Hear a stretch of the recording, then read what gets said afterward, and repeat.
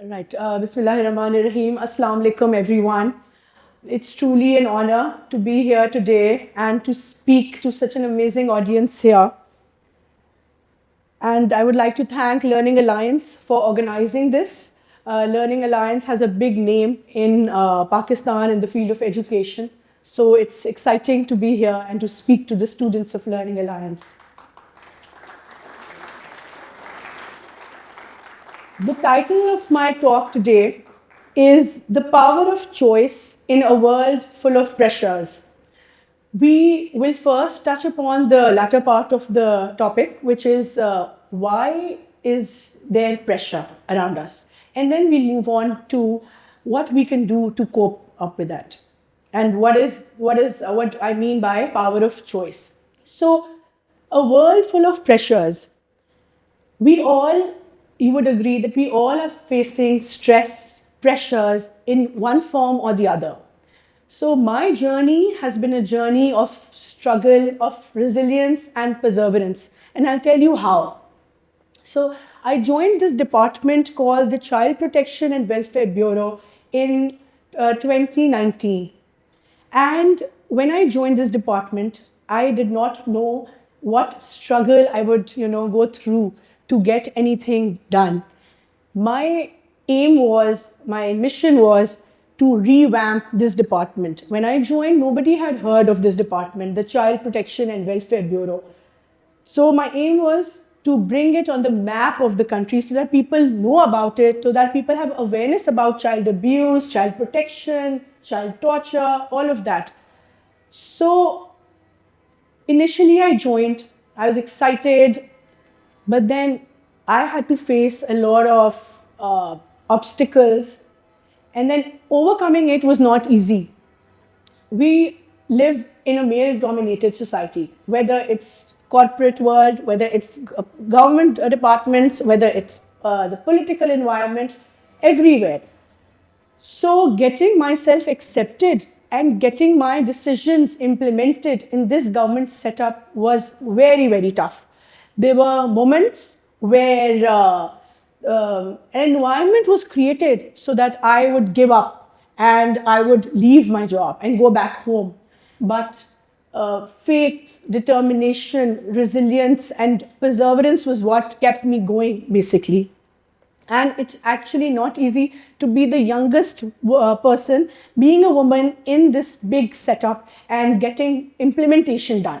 So this department, basically, I rescue, rehabilitate, we provide food, shelter, education to street children, to newborn abandoned infants, to child abuse victims. So this is the work that we're doing. And this work is, if you talk about stress levels, this work is here because it's a 24/7 job.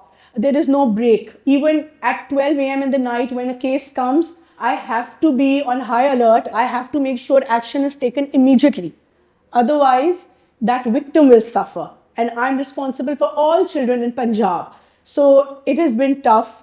And there have been moments of emotional breakdowns where I thought, okay, now I cannot go any further because my team is not cooperating with me. I should just give up and sit home.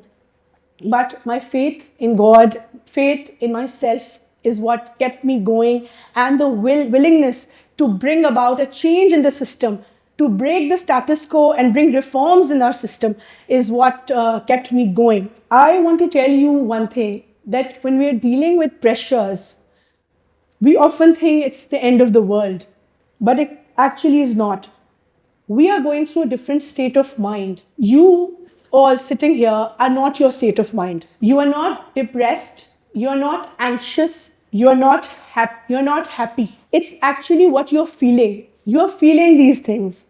You yourself are the map maker of your destiny. If I could give you 3 ingredients for contentment, because now we're moving towards the power of choice. I'm moving towards that topic.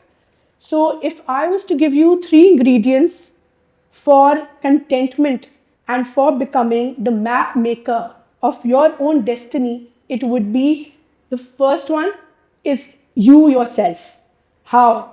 So you are the greatest investment that you will ever make.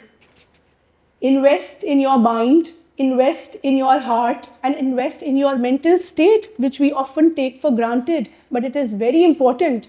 So rather than investing in big houses, in cars, in material things, first we need to invest in our own self, in our own mental state, to be able to deliver, to be able to move on, because world is full of negativity. But for us to convert it into positivity, we need to have a control on ourselves.